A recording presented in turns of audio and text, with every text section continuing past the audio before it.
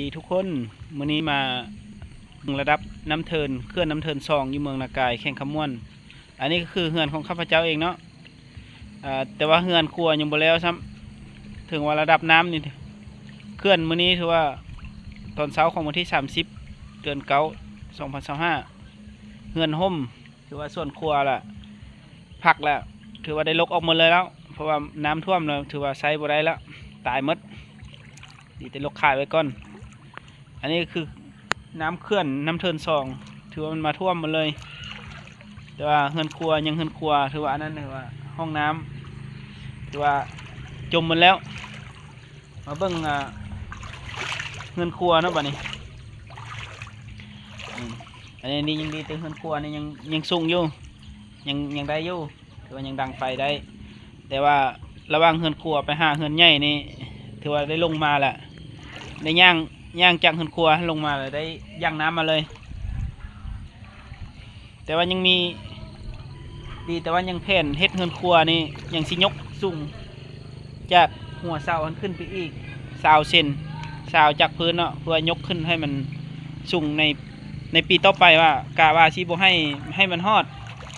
บ่ให้มันท่วมแล้วยังที่มีแผ่นเอาดินเข้าถมอีกถือว่าปีนี้ถือว่าหลายปีในรอบหลายปีที่ว่ามาอยู่นี้บ่เคยมีน้ำท่วมขึ้นปานนี้ถือว่าอันนี้ก็ถือว่านะครับผลกระทบหลายเพราะว่าเป็นแต่ละครอบครัวก็คือชี้ท่วมหมดแหละทางหลังเฮือนของใครของมันนั่นแต่ดียังเฮือนยังมีบอนอยู่แต่ว่าใกล้กับเดี๋ยวนี้ออกมาแล้วบ่มีบอนอยู่เพราะว่าคอกไก่ได้เฮ็ดไว้อยู่ทางหลังพี่มันบ่มีบ่อนนอนแล้วนี่เนาะเอาที่พาเบิ่งคอกไก่พาเบิ่งคอกไก่นิดนึงตอนนี้มันออกมาแล้วเนาะในนั้นเนาะคอกไก่คอกไก่ได้เฮ็ดไก่ไม้ออกมาให้เพิ่นเพราะว่าเมื่อคืนนี้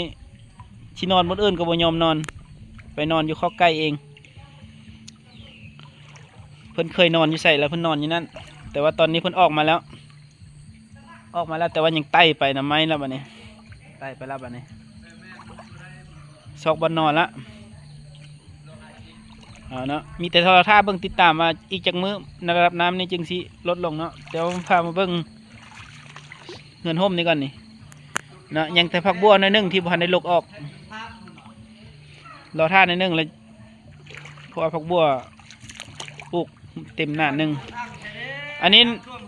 นี้คือหมอลำเนาะหมอลำแก้วแต่ว่ามื้อนี้เพิ่นบ่ได้ลำแล้วล่ะเพิ่นว่าเฮือนเพิ่นก็น้ำท่วมคือกันเพิ่นบ่มีเวลาลำบ่มีกำลังใจเพิ่นว่าบ่แม่นว่าบ่ลำนะเพิ่นบ่มีแคนซื่อรอท่าแคนมาคันมีแคนเพิ่นก็ลำแล้วตอนนี้แต่ว่าตอนนี้บ่มีอารมณ์ลำแล้วไว้เบิ่งมือใหม่พุ่นล่ะสิเฮ็ดรีวิวห้องเพลงอยู่นั่นเนาะ